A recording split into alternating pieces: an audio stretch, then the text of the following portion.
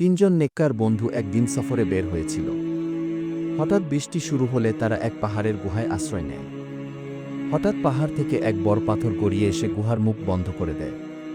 তারা কোনোভাবেই বের হতে পারছিল না। তখন তারা পরামর্শ করে, আমরা যেন আমাদের অতীতে করা সবচেয়ে ভালো কাজের কথা বলে আল্লাহর কাছে দোয়া করি, যাতে আল্লাহ আমাদের উদ্ধার করেন।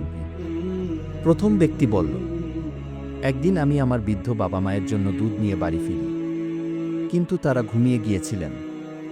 আমি সারা রাত দাঁড়িয়ে রইলাম, যেন তারা জেগে উঠলে আমি তাদের দুধ দিতে পারি। আমি সন্তানদের বা স্ত্রীকেও আগে দিইনি।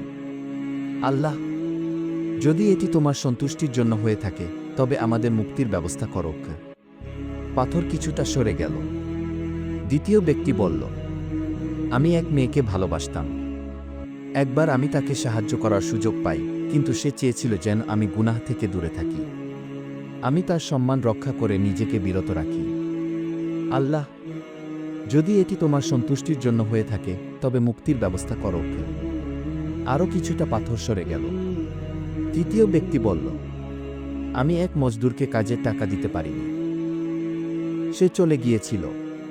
আমি সেই টাকা বিনিয়োগ করে অনেক সম্পদ বানিয়েছিলাম। পরে সে ফিরে এলে আমি সব কিছু তার হাতে তুলে দিই।